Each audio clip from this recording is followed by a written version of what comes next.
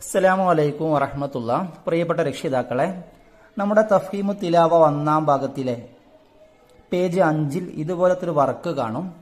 ഇത് മദ്രസയിൽ നിന്ന് ചെയ്യിപ്പിക്കും. പക്ഷെ നാം ഇതിനെക്കുറിച്ച് അറിഞ്ഞിരിക്കണം.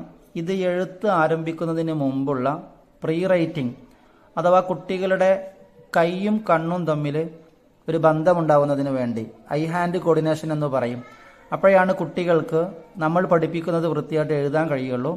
അതുകൊണ്ട് നിങ്ങൾ ഇതുപോലെ ഈ പേജിൽ കാണുന്ന പോലെ ഒരു നോട്ട് പുസ്തകത്തിലോ സ്ലൈറ്റിലോ ഇതുപോലെ പുള്ളികൾ ഇട്ട് കൊടുത്ത് അതിൻ്റെ മുകളിലൂടെ അവരെ കൊണ്ട് എഴുതിപ്പിക്കണം. പ്രത്യേകം ശ്രദ്ധിക്കാനുള്ളത്, ഇതുപോലത്തെ രൂപം ഇത് മുകളിൽ നിന്ന് വൃത്തിയായോട്ട് ഇങ്ങനെ താഴോട്ട് തന്നെ എഴുതിപ്പിക്കണം.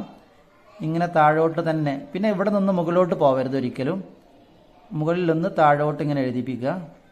ഇത് വലത്ത് നിന്ന് ഇടത്തോട്ട് ഇങ്ങനെ എഴുതിപ്പിക്കണം. അറബി അക്ഷരങ്ങൾ അങ്ങനെയാണ് എഴുതുക, അതിൻ്റെ പ്രത്യേകതയാണ്. അതുകൊണ്ട് ഇവിടെ നിന്ന് ഇങ്ങോട്ട് എഴുതിപ്പിക്കണം, ഒരിക്കലും ഇവിടെ നിന്ന് അങ്ങോട്ട് എഴുതിപ്പിക്കരുത്. ഈ രൂപം ഇവിടെ നിന്നിങ്ങനെ താഴോട്ട് വന്ന് ഇങ്ങനെ എല്ലാം വലതുഭാഗത്തോട്ട് പോയിട്ട് പിന്നെ ഇടത്തോട്ട് വരണം. ഇത് ഇവിടെ നിന്നാണ് ആരംഭിക്കുക, ഇങ്ങോട്ട് വന്ന് പിന്നെ ഇങ്ങോട്ട്.